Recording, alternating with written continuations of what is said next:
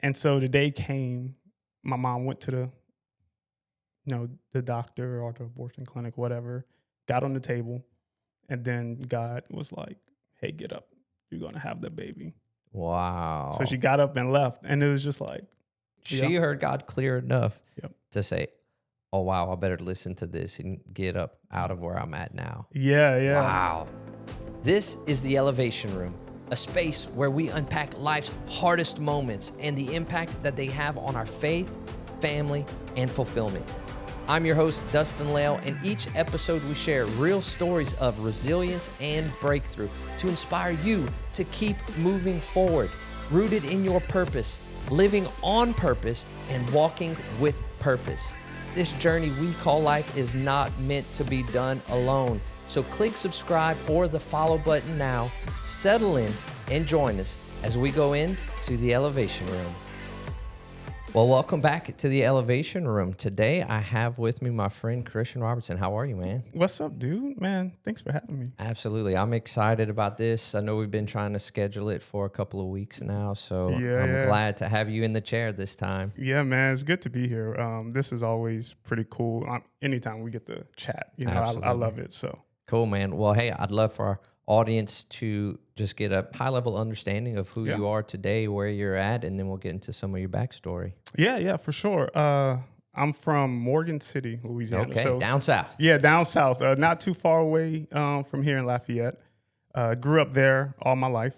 My grandmother raised me. Okay. And an aunt, primarily. My mom was kind of in and out during my childhood and all of that. But grew up in this, Section 8 neighborhood, those were the good old days, though. Had some tough times here and there, but that's when everybody were outside playing, play basketball every day. Be home when the lights turn on. Exactly. So, grew up there, went to high school there.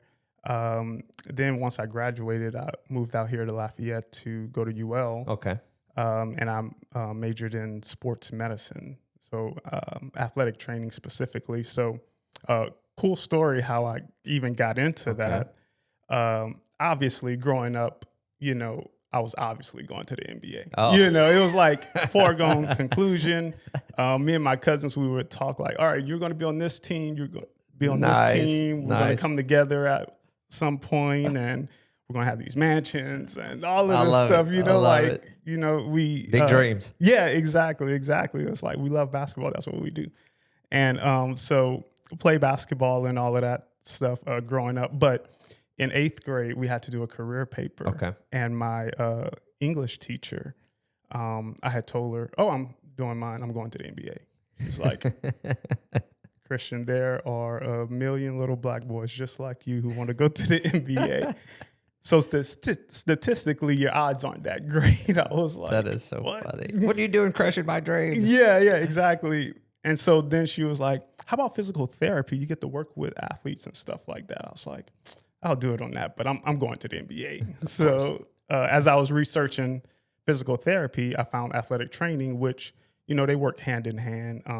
But the athletic trainers, we are, a little closer to the action, on the field, on the court. Okay. When something happens, we get to go out and help and, help the athlete out and stuff like that. So I stuck with that. Very fun career. I have been doing that full time for like 11 years before I switched to more health administration. Okay. So now I work with informatics in healthcare and, helping with implementation in the clinics and hospitals and all of that stuff. So that's pretty cool. I met my wife in college. We were serving with Chi Alpha. Okay. So that's where I met her. She's from the small town Pierpont, Louisiana. Yeah, I had never heard of it before. You had told me about Pierpont. Yeah. Yeah. So 25 minutes away from Morgan City. Okay. We didn't know each other before, obviously, but we met. We started dating tail end of our junior year, and we got married in 2013. And a month later, we moved to Denver. Okay. Yeah, we felt God was calling us to go help out with a church plant out there. And heard it clear as day. I was about to graduate. And one of our leaders was like, hey, we're going to be moving to Colorado, me and my family, to help with a church plant. And he's just talking to the guide leaders. And immediately I heard God say, and you're going to. I'm like, Wow. wait, what? I'm looking for jobs right Yeah. now. I ain't trying to, this isn't the plan. Couldn't shake it. Wow. Just kept telling me. I told Blair, I remember it was around Festival International time. And I told her, I was like, I don't know what this means for us, but I feel like God is calling me to go to Colorado, to help. She was like, well, I want to be with you. So she started immediately looking up what does it take to get certified as a teacher in Colorado. Okay. Yeah. Oh, wow. Yeah. So we decided to stay, get married for a year, and then move. So we followed that plan. She moved in after the wedding. A month later, we rented a U-Haul and Moved to Colorado. Yep, moved to Colorado. Great Wow. time there. Served with some awesome people. And How long were y'all in Colorado for? 3 years. Okay. Yeah, Yeah, so felt like vacation for 3 years. I in a bet. sense. I Yeah, bet. yeah. That's It's just amazing. beautiful. Like being able to walk outside in the summer and not feel like you're suffocating. Yeah. I remember when we went for a vacation and there were I think we were in Colorado Springs. We stopped at a few places and they kept discussing our, signs and just different little, I guess, facts for a tourist about how people who have respiratory diseases or illnesses or severe allergies move to Colorado because the air is so clear and, not suffocating to your part. Right. To your point.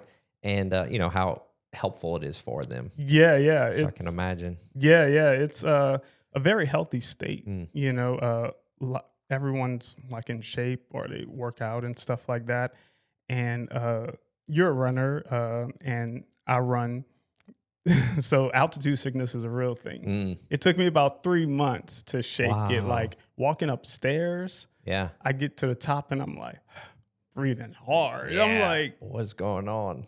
I go for a run, I couldn't even go like 3 minutes. My chest felt like it was on fire. Wow. I was like, am I that out of shape? And it was just like the altitude, I was having delirium and stuff. It was Really? crazy. It'd be pretty hard, but once you get used to it, you're good. You got to drink a lot of water. Yeah. But we worked our regular jobs. She was a teacher there. I worked in a clinic, treating patients and athletes, and helped out at a local high school with their sports and stuff like that on Friday nights. And did a lot of work with the church, though, community outreach things, small groups, with a church plant, everybody kind of helps with everything, Gotcha. So I may be running media or social media stuff or worship team or, Gotcha. all of these different things. It's kind of like all hands on deck. Were y'all considered to be on staff or were y'all just, hey, God told us to be here, so we're just here as volunteers? Yeah, exactly. Just as wow. volunteers, Okay. So some people were like, really? Like, Yeah. it's like, hey, God heard it clear as day. Hey, Here I am. Well, and that's funny because I've heard you talk about going as a church, but I've never heard you say, oh, we went and we worked, but we helped with the church. You've always used the language of, oh, yeah, we moved to Colorado for the church plant. Yeah. Interesting. Yeah. So it was a great time, and culture is different there, but met some incredible people. I still have close friends that I talk to on a pretty regular basis with, learning about their family, like how their kids are growing up. One is getting married next year, so we're going to go out to their wedding. Okay. So it's very cool. Very lasting relationships that we made there. And when did you and Blair start a family? So 2016, we moved back Okay. to Lafayette. We wanted to be closer to family so that we can start having kids and stuff. And it wasn't until 2018, we were about 27, 28, when we had our first kid, Jackson. Okay. So he's 6. He's going to be 7 in October. London, she's 3. She's going to be 4 in October. And Andre, our newest one, he's going to be 1 in September. And cool thing, Blair and I our birthdays are in October too. So we got this whole October thing going on. But Andre, he came a little early. So yeah. Wow. So y'all got 4 birthdays in October. Yeah. Wow. So it's busy fall. Yeah, no kidding. How do y'all manage that from a family side? Because we've got Asher and Oliver are 2 weeks apart, and Bethany are all within that same 2-week period. Yeah. End of August, beginning of September. And so we've just kind of done group birthday parties, but sometimes I'm like, is this, taken away from one or the other, or right. overthinking it, I'm sure. But Yeah. We so we have done group with Jackson and London. Okay. But this year seems like it's going to be separate. Oh, really? Okay. Blair already started ordering decorations and stuff for London's birthday. Yeah. She wants unicorns, so it's Gotcha. gonna be unicorns all over the place. Gotcha. And Jackson, we're going to do something for him. So we'll see how it goes, but it's going to be busy. Yeah, that's amazing. Okay, well that's a cool backstory there. High level, I didn't know some of those things with Colorado. And all that. So I appreciate you sharing that. Now, you mentioned in the intro that your mom was in and out. Yeah. Would you care to unpack that a little bit, if you don't mind? Yeah, for sure. So, my mom met my dad, back in like 88, 89, something like that. And, my dad was a singer out in New Orleans. He was always in bands and, did like this R&B, kind of a thing. Okay. He was so is that where you get some of your talent from, or what? I think so, because his whole side of the family, they're all musically talented. Wow. Singers, instruments, the whole thing. And so they kind of connected that way, and, they had their relationship and stuff like that. And one day, they started living together, and one day my mom just left, and he didn't see her for years. Oh, just wow. like, wait, where'd she go? Kind of a thing. Yeah. And at the time, my mom, was on drugs and doing that whole thing, and it got pretty bad, and so much so, she found out she was pregnant, but she was like 5 months and she didn't even know because of the drugs and stuff. So she went to the doctor and they were like, yeah, you are pregnant, but, because of the drugs and stuff like that, the baby may survive, if he does, it's going to be a vegetable. It's not going to live very long, so they were recommending, it's probably best to, have an abortion. Oh, wow. So she calls my grandmother in Morgan City. My mom's in New Orleans at the time. And she tells her, and my grandmother, she's the matriarch of our family.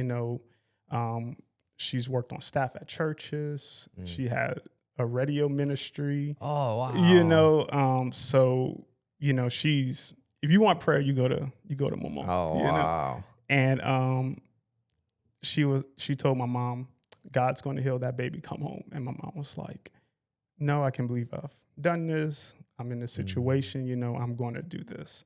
So my mom hung up, and my grandpa lived in New Orleans at the time, and he tried to find her. He was searching all over New Orleans for, weeks or whatever. Couldn't find her. And so the day came, my mom went to the doctor or the abortion clinic, whatever, got on the table, and then God was like, hey, get up. You're going to have the baby. Wow. So she got up and left, and it was just like, what?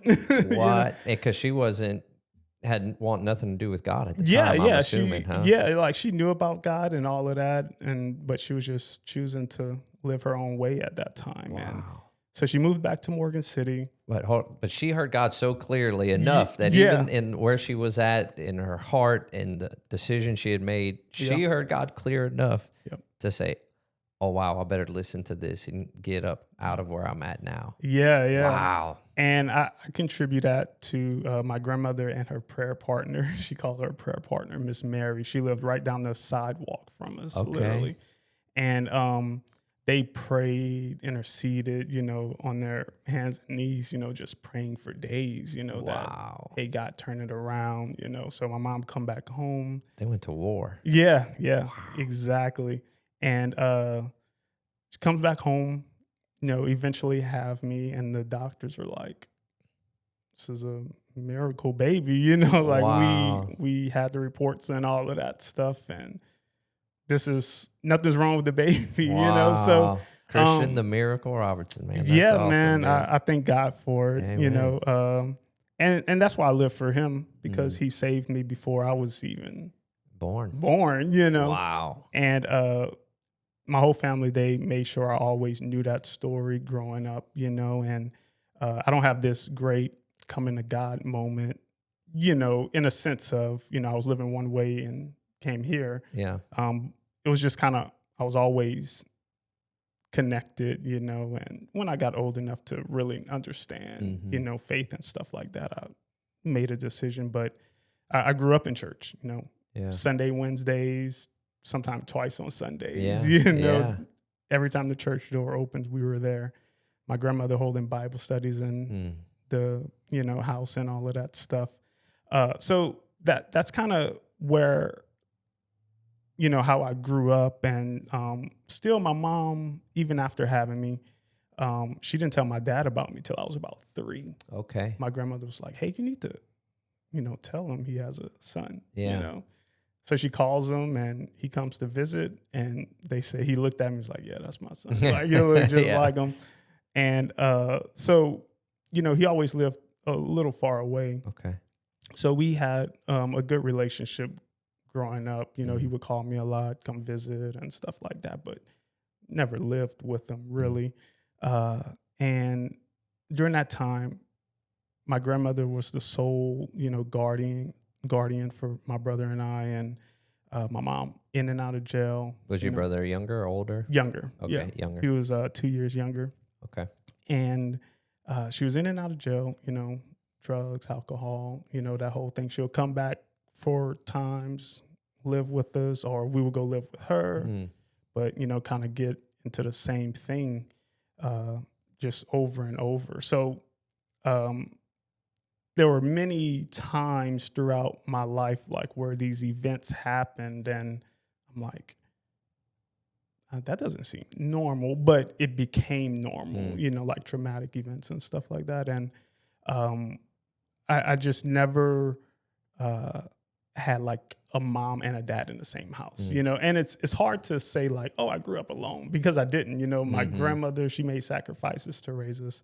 My aunt, my uncles and my aunts, they all stepped in, made sure we were taken care of, included us on vacations and all of that stuff. So we had a nice childhood, but something about having your mom and your dad, and some lessons that you learned there and stuff like that I didn't really get, growing up. So in adulthood, I'm, trying to catch up on those things. Like, well, what does it mean to be a dad? Like, I know how to do the things, but what does it really mean? Or a husband, or whatever. Did you ever have a man in your life steady? Like grandpa, was he steady, or was, I know your dad was close, but not in the house? Yeah. Or was it primarily, hey, we're living with grandma, and then, everyone else is doing their best to contribute, but we live with grandma? Yeah, it was mostly grandma. She was, and I had uncles, they weren't fully living for Christ at the time, like for most of my childhood, but they taught me man stuff, know.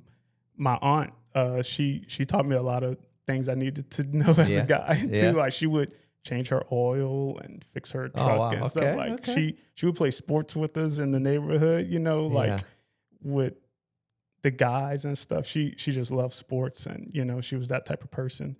But not really. There was a guy, he was an old basketball coach in Morgan City.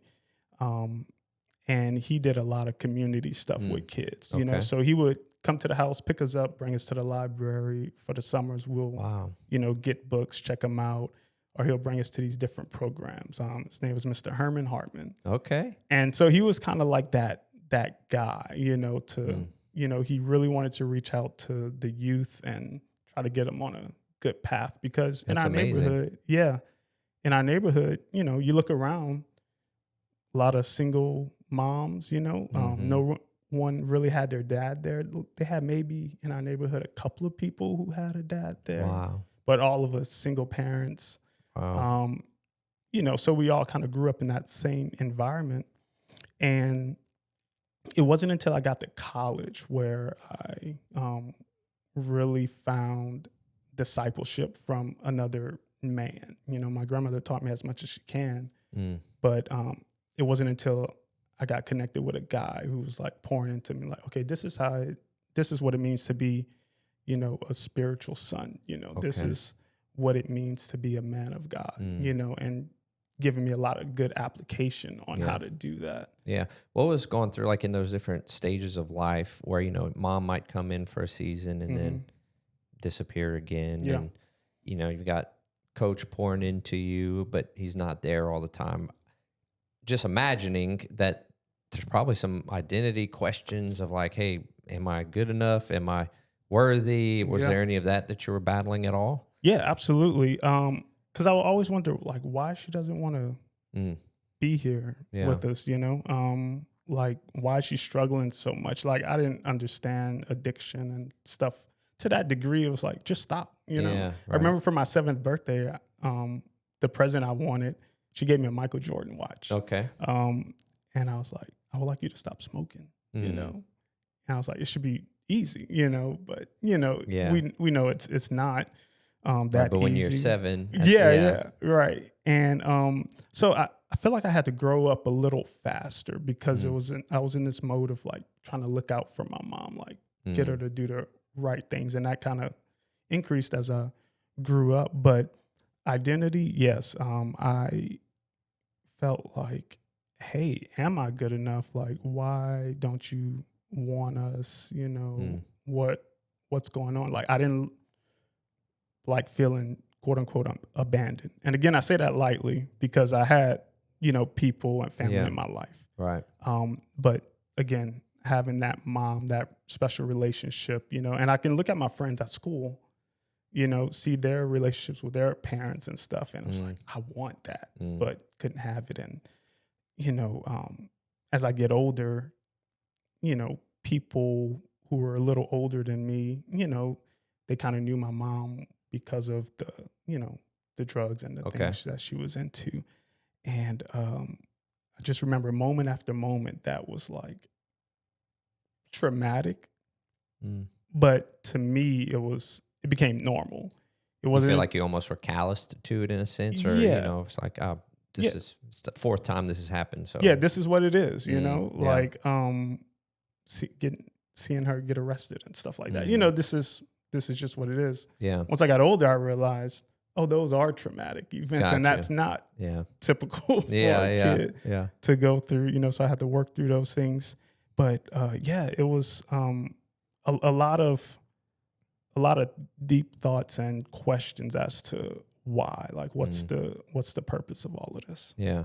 And then as you were getting older, how did you process those? Because I think I'm reading a book right now called Becoming a King, and Sean Johnson gave it to us a couple of years ago. Yeah. But when I get a new book, I put it on the shelf, and then after I finish one, I'm like, all right, God, what do you want me to read what's next, the next kind one? of thing. Yeah. And so it's been on the shelf for a while, and I felt now was the time to read it. And it's been exactly timely, but part of what he discusses is being on this masculine journey as a man, and God having to essentially excavate things out of who we've come to think we are and know of ourselves. And he said, generally speaking, if you look across, a generality, that happens in the 30s, when you're like in your 20s, I can do this. This is what I can do. But then you start learning enough to get to a point where you're like, become very introspective or reflective, just God, the way the journey works, orchestrates some things where you start having to allow him to excavate things in order to rebuild, essentially. So I'd love to hear, how were you processing all of that? You know, I'm sure going through Chi Alpha, and then imagine getting married. Yeah. You start having these situations that cause you to reflect, if I had to guess. Yeah, exactly. I learned a lot of grace when I got older and realized, wow, this is a struggle. Like, I'm pretty sure if she can choose and just say like, hey, I'm done with this, she would. But it's a legitimate struggle, and people deal with addiction all the time, everywhere, with many different things. And so my heart got softer, you know, during those times as I was learning and, you know, trying to still have a good relationship with her. When she was with us, it was great. It was just like, Mom, she's awesome. You know? That's good. And you know, so as I'm learning more, getting closer to God and stuff like that, I started, you know, praying for her a lot, you know, and when I had those moments to chat with her, you know, sharing things about God with her and stuff like that. And, you know, so that's kind of how I got through that. I talked with, you know, my grandmother a lot, you know, and she always reminded me, hey, you're worthy. God loves you. You know, your mother, she loves you, even though she's choosing to live a different life right now. She loves you, but God's going to take care of her. And she, you know, my grandmother prays without ceasing. You know, she prays all the time. And what an example. You know? Exactly. And so I will go to my senior year. Okay. Of high school or college? Of college at UL. So it was about 2012. And my mom that year, she got arrested and she went to jail again. Okay. And so she was in there for a while. And I had a friend from high school who happened to get into some trouble. And come to find out, she was, you know, close to my mom in jail and stuff like that. So she gets out, she messages me like, hey, I know you don't know this, but I was, you know, sharing, you know, a space with your mom, and she talked about you all the time. And, you know, all of these things. And she said she's going to get her life together after this because she wants to make it to your graduation and all of that stuff. Okay. So that was a real tender moment, you know, because she was impacting someone in there. And so my mom gets out. She was like, hey, I'm done. You know, like I'm done with this life. So she got saved. Really? So she made that decision? Yeah. Wow. She got clean, you know, so I would go with her to, I didn't know it was AA at the time, but I would go to these meetings and all these people sharing things, and it was like AA, and she wanted me there, you know? Oh, wow. And it was just like, wow, this is a very vulnerable place, you know? And you have your son with you, like that has to be, you know, a little wild, but just seeing her completely change her life around and years of prayers being answered. You know, she got a good job at the hospital, and like people loved her. And, you know, so we got to cultivate this very great relationship as an adult now. You know, she would come to Lafayette. We would go to Chili's. That was our thing. You know, we loved it. And was she in New Orleans or Morgan City? She was in Morgan City. Yeah. And so we did that whole thing, and it was great. I was like, thank you, God. You know, like, so just to be able to see her thrive like that, you know, and she was like, Christian, you were a big part of this. You know, you just stayed steady. You were an inspiration. I'm so proud of you. And, you know, I wanted to get my life together for you and your brother and all of that. You know, so and I wonder if like bringing you to the AA meetings was twofold, like one, accountability for her, and then two, almost as like a, hey, I made a commitment to you and I want you to see that I'm actually going through this. You know, I wonder if that was part of her, you know, calculus to want to involve you in that. Right, you know? Right. And I mean, it could be both of those things. You know, looking back, I'm like grateful that she included me on that, you know, because I think when you're going through those sort of things, you want somebody to walk with you or to, you know, try to understand a little bit. And I guess she just loved me so much, like, hey, I just want you here with me, you know? So we moved to Colorado.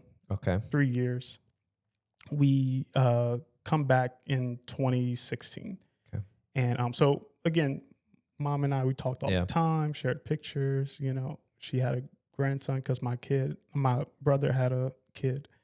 And we moved back, and my mom, she's having knee issues at this point, you know. And so I work in orthopedics, and so she's telling me what's going on. I'm like, okay, well, you need to go see an orthopedic, see what's going on. I think it's this, yada, yada, yada. So she does that, ends up, you know, having to have a minor surgery, something like that. So I'm like, okay, well, this surgery, this is the treatment plan. Here's what they should be doing. Because that's your world. Right, that's my world. That's what I do, you know. And so I'm giving her these tips. I'm still in Colorado at the time. So time goes on where she should have been in a place where it's better, but it's not. So I'm like, you need to follow up. So she go back, and, you know, the doctor has to do another surgery. And, you know, it didn't go too well. And they found out, like, as she was going through therapy at that time. I mean, were they like scopes, or were they like invasive surgeries? Yeah. So one was a scope, one was a partial knee replacement. Okay. And, you know, the hardware and stuff like that didn't. Body was rejecting it or right, something? Yeah, it didn't set right. It wasn't, you know, placed the best. So I'm like, okay, I'm moving back to Lafayette already. I'm going to work for the clinic I first worked for. I want you to come see one of the doctors I work with. Yeah.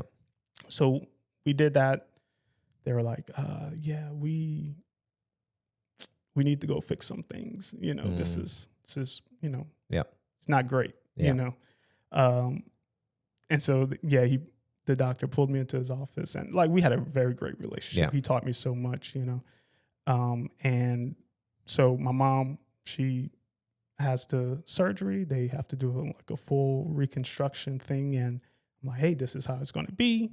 You know, I'll come in, check in on you. The hospital was, you know, not far away from the clinic and stuff. So she had to stay a couple of nights.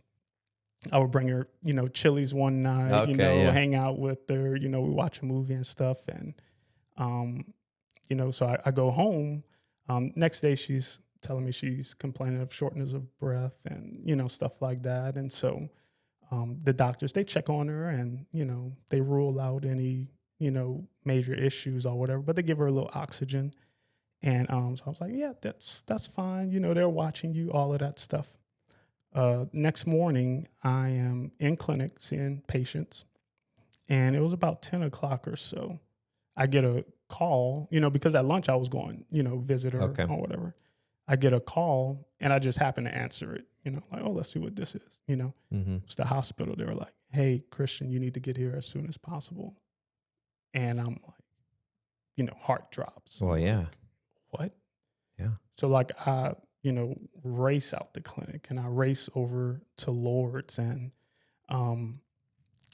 the doctor who did her surgery, you know, he had got word, and he came to try to find me in clinic, but I was already gone, you know. So I get to the hospital, and they tell me, hey, we came in the room and she was unresponsive, you know. So as I was getting on the floor of the hospital, I can see them working on her, you know, like crash cart, you know, they're doing CPR. And I'm like, what happened? You know, so I'm like spiraling. So they were able to bring her back, but never was able to get off the machine, you know, and this went a few hours. And, you know, eventually they had to have that conversation with me, like, hey, you're going to have to make the decision. You know, we don't think she's going to be coming back. You know, she's just alive because of the machine. And I was just like, I was just talking to her like yesterday, you know, this is a routine surgery. Like, this doesn't happen, you know? Yeah. And so by that time, my aunts, you know, some uncles, they all made it up to Lafayette. And, you know, it was like, hey, you need to let her go.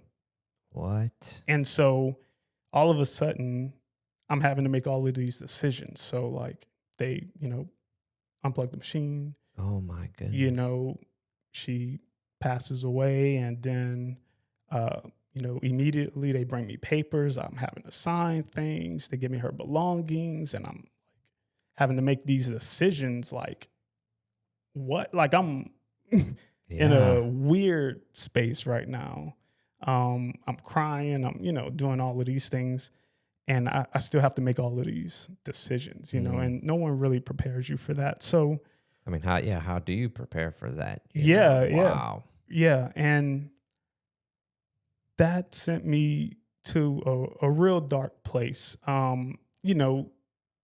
People lose their moms all the time, lose a parent and stuff like that. And that's traumatic. Mm-hmm. I think the thing with me was because I missed out on so much as a kid, and just getting to have that as an adult, have that good relationship, that strong relationship, I feel like all of that was snatched away like quickly. And it was like,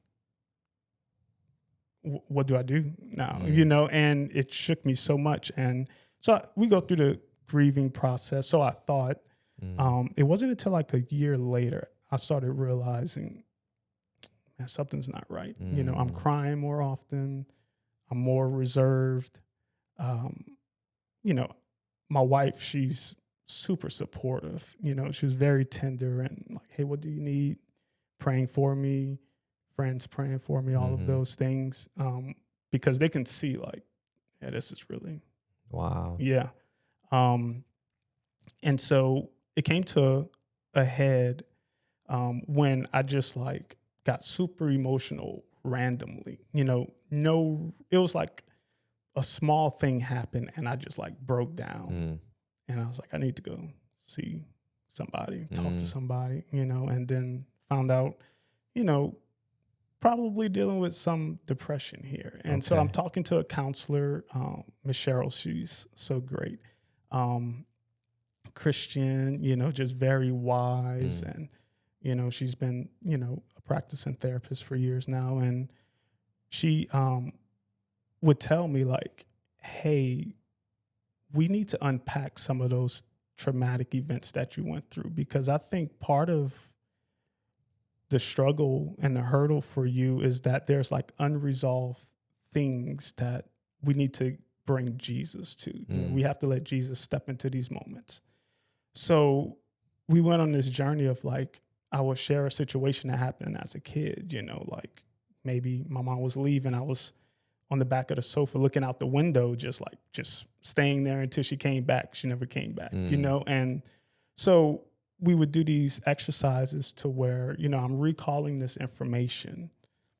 And then she's like, okay, let's bring Jesus into it. Like, what is he saying to you right now? And so we did that for several things. And that was very impactful for me, kind of bringing healing to those traumatic moments. Again, I didn't think that was traumatic. It was just normal. I got used to it, but it actually became normalized for you. Yeah. And it was affecting me in ways that I was now realizing because I learned that, I like to, in relationships, when it's unhealthy, I guess, want to always prove my value. Okay. So that I won't be abandoned or, they'll, if I can prove my value, then you'll always need me or want me around, Gotcha. So you won't leave, and so that brings me comfort.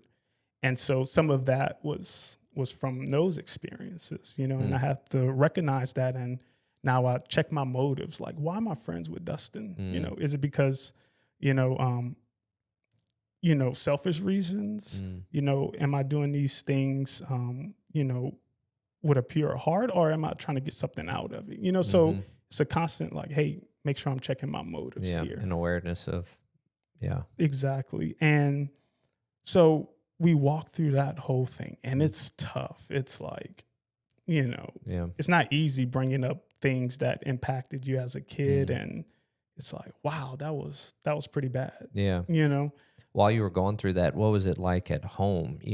I know you said Blair was supportive during that season. Was it, I get home after a session and I'm just in the dumps, or I'm trying to think about something and something over here would still trigger me? Yeah. Or was it all fine? You know what I mean? Right. It was a lot of triggers, Okay. The smallest thing would remind me of my mom and then send me to a place, like I couldn't. It was hard to drive on Ambassador past Lords, because all I can think about is the day I had to race over there, Yeah. run in there. My mom loved Coke, Okay. and so anytime I see a Coke, I think about her, Mm. and so Blair, she was so tender during that time and just kind of gave me space Mm. and, just spoke life over me. And, those were some of the sweetest moments in our relationship because I was so vulnerable. Mm. And I think in marriage, it's not 50-50. Right. No. Sometime it's 95-5, Right. like the other person's doing the heavy lifting Mm-hmm. during sometimes, and it flips, and I think that's the beauty of marriage. And God realizes that, hey, it's not good for you to be alone, Right. so marriage or close friendships, whatever the case may be.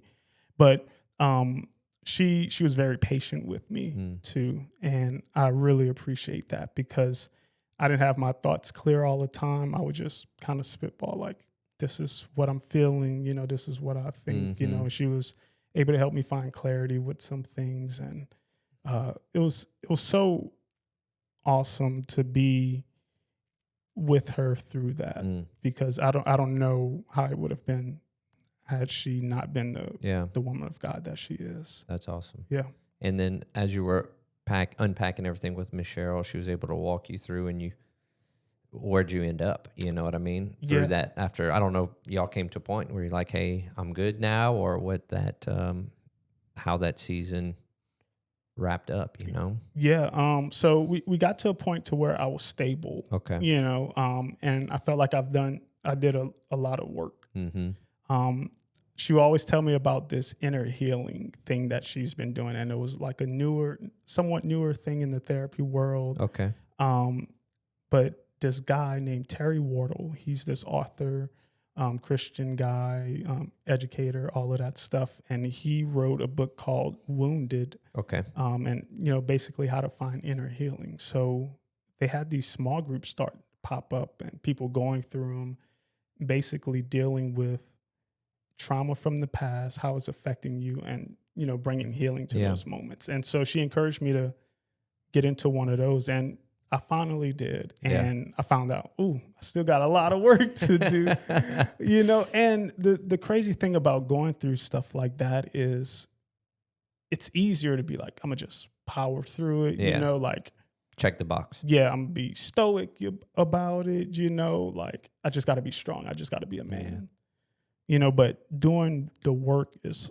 hard, but it's fulfilling in the end. Gotcha. Because God's able to fill all of these holes if you allow him. He's able to carry those burdens that you really don't want to let go, or maybe that you didn't realize you were carrying. And it's such a relief, and it's so much lighter. And it's like, well, I didn't do this sooner, know. So again, I was in a group being vulnerable with a few guys, and just like, hey, this is what it is. This is how I'm feeling. This is what happened during this moment. This is why I do this probably. And, just having the wisdom of those leaders, being able to speak life over you and, give you direction and say like, hey, here's what God's telling me about you, about this situation right now. And it was amazing. That's awesome. What was like your prayer life? Because whenever we lost my nanny, my aunt, I remember there was a season, it honestly still at times now, where I can feel almost like this disappointment raise up, like, hey, we were praying, we were standing, in our family, we were declaring, hey, she's going to live, she's not going to die, speaking life and healing over her. Yeah. And then she passed away, and we're like, God, this was your opportunity, to show the whole family who you are, our expectation, you know what I mean? And then I found myself, I remember sitting with a mentor, we were still in Houston, over breakfast a few weeks later. Yeah. And I was just like, I know that the Bible says God's a healer. Yeah. And I'll still, because we were on the prayer team at the time and, all these things, and so I could still pray for people, but I just feel like there's something there that makes it hard for me to still believe that. Yeah. And we had to walk through that and unpack that, you know? And at times I'm like, okay, Lord, I want to make sure, there's no hindrance here, but I know that was something I had to walk through, and it was a challenge, even though it wasn't. I mean, she was close to me. You know, we had a great relationship, but it was just this feeling of almost a disappointment. It wasn't anger towards God. It was, I think, disappointment's the right way to describe it. Of we were believing, we were praying, and yet she still died. But I've seen you do all these other healings, so why not her, kind of thing? Right. You know? Yeah. Was there any of that you had to walk through and recognize, or was it something that because it was so sudden, you were just more of in shock and disbelief? Yeah, definitely shock, you know, but I remember they were working on her, you know, monitoring her, different doctors coming in, kind of breaking it down for me, like, hey, here's what we think is going on. Here's what we're going to try. And I just, you know, in the hospital room looking at her, and I'm praying the hardest I think I've ever prayed in my life, you know, and thank God, it just so happened, our Pastor Jeff and Pastor Paul at the time, they just happened to be at the hospital, and Blair had texted Pastor Jeff like, hey, Christian's mom isn't doing well, you know, and they were there. And so they came around, they prayed with me, and, you know, I'm praying the whole time. I'm like, God, you got to heal her. Like, you know, you've brought her so far. Yeah. She's doing so well. She's, you know, reading her Bible. She's going to church, you know, like she's living for you. Like you got to bring her out of this, you know? And when that didn't happen, there was some disappointment. It was just like, man, you know, like why, you know, why so soon, you know, why like this, you know, I didn't even get a chance to prepare, you know, and God's ways are higher than ours. Was it God's will for me to lose my mom? You know, can't say that, you know, necessarily, but, I know he does work all things for his good. You know, and people were inspired by the life that my mom, you know, lived in her later years, you know? So I'm like, you know, that says something. But for me, I dealt with like, should I have not intervened? You know, should I have just let her, you know, go with her treatment plan with these other doctors or something? Like maybe if I didn't do that, maybe this wouldn't have happened. Or, you know, maybe if I would have stayed with her that night, because she asked me like, hey, you want to, you know, stay here? I was like, oh, I got to get back home to Blair, you know, but I'll be here in the morning. You know, I got work and stuff. Maybe I would have noticed quicker, like, oh, she's not breathing right now. You know, so all of these things, you know, kind of go through my head, you know, at the time, and it's hard to shake. But as far as prayer life, after that point, it was some of the most tender times. And I keep using tender because I was in such a broken and dark place, a weird place. I never really had a crisis of faith throughout my, you know, whole life.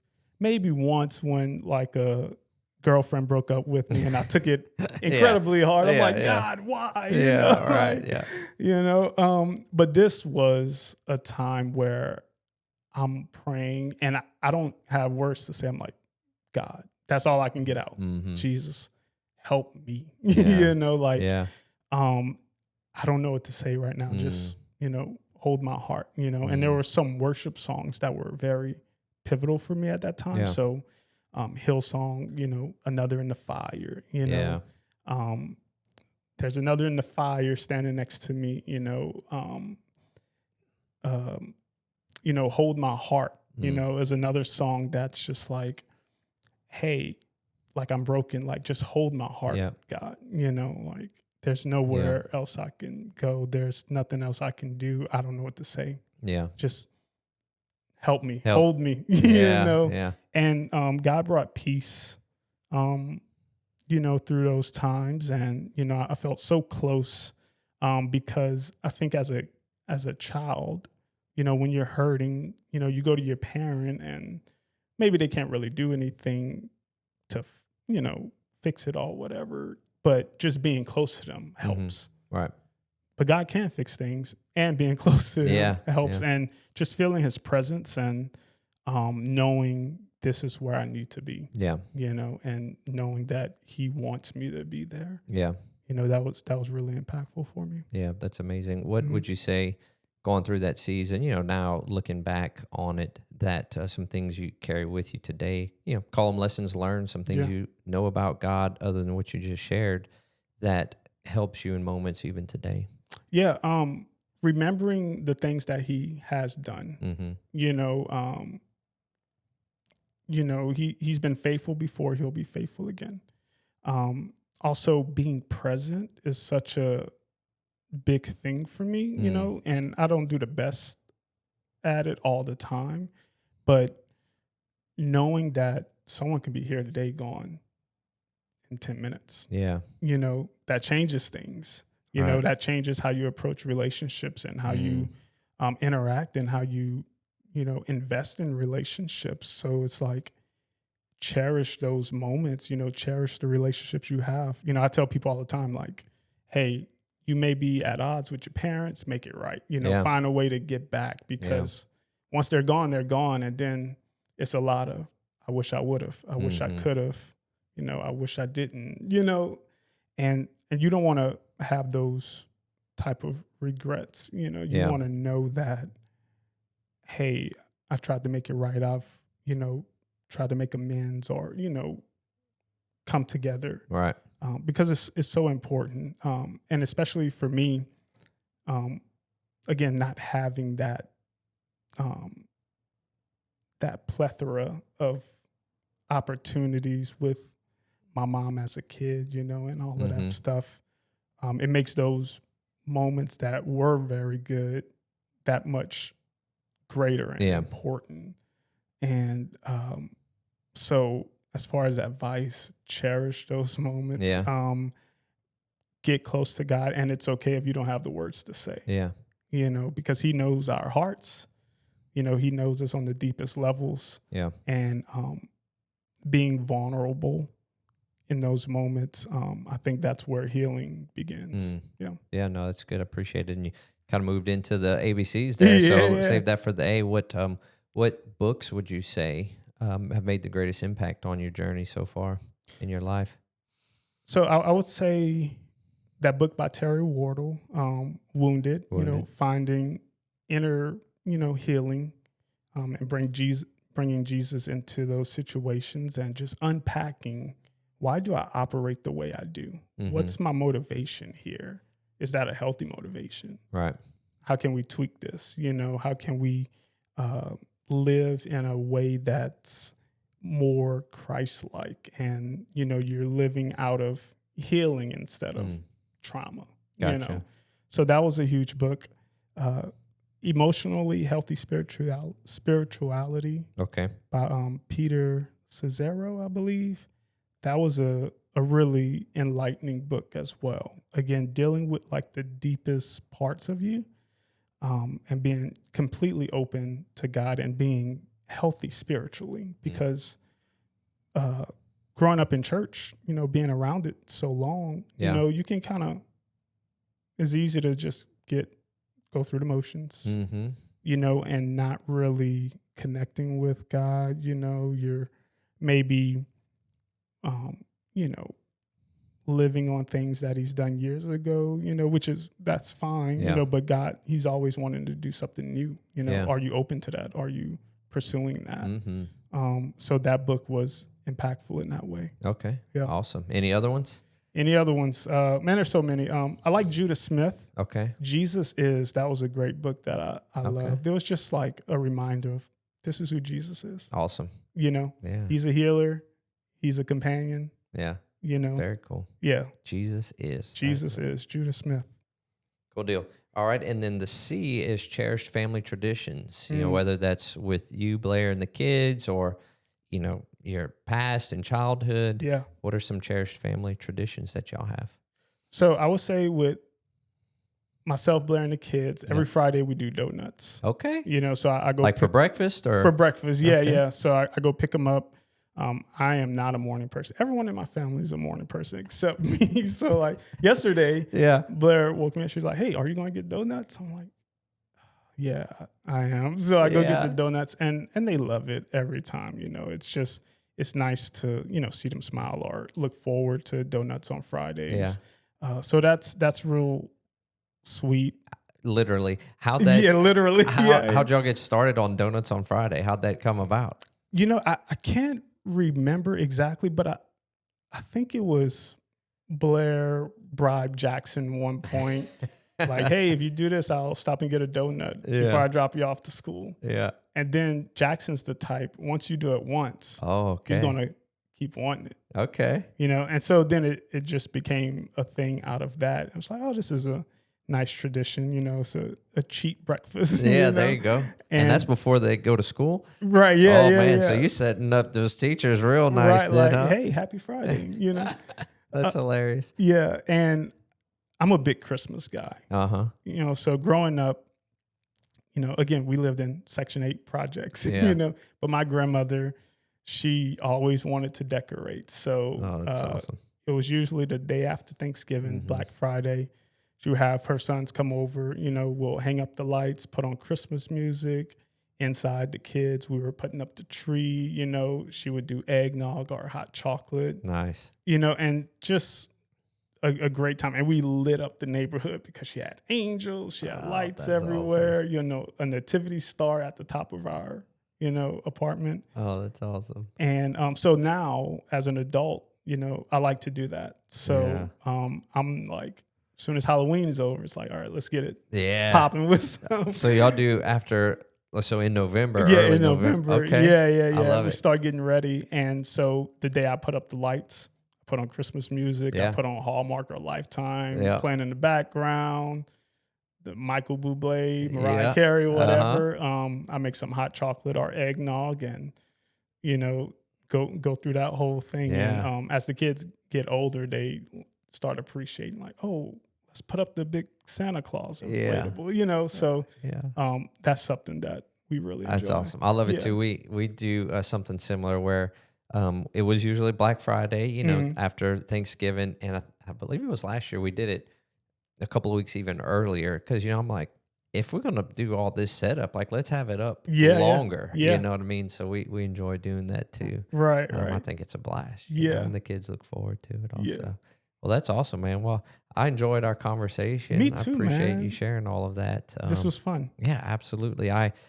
One thing we didn't talk about is you are an actor, so you are getting behind the big screen or on the big screen. I don't know the fancy terms and all of that. But if anyone wants to connect with you, ask more about your story, got a gig for you to do, whatever the case, what's a good way to for them to connect with you? Yeah. You can holler at me via email, christianrobertson25@gmail.com. I'm on social media. I'm taking a break from social media right now, but typically I'm on there, Christian Robertson. You can find me Instagram, Facebook, all of those things. Okay. Yeah, I think I went to tag you on something and I was like, man, I can't find him. Yeah. Okay. That would be the reason why. Okay, so you're like off, or just like, I'll be back. Football yeah. season probably because that's always a fun time on social media for me. So all right, there you go. Well, we're going to be tagging you on these episodes whenever we get it ready to go. So whenever you get back on, you'll see your name tagged on a bunch of things. I'm sure. Sweet. Awesome. Thank you, man. Thanks for being an awesome friend and making this such a great time. Oh man, it's been a pleasure. I enjoy our men's advanced trips, right. rooming together and having some of these conversations and giving you a hard time about not being a morning person. right, exactly. Yeah, I don't mind ever bribing you with coffee in the morning. Hey, so. I'll take coffee as long as that's happening. Good we'll to be go. all right. I love it. I love it. Well, I appreciate y'all sticking around with us for this conversation. I hope y'all go reach out to Christian, connect with him, and remember, no matter what you're going through and all that you do, continue to move forward, rooted in purpose, living on purpose, and walking with purpose. Until next time.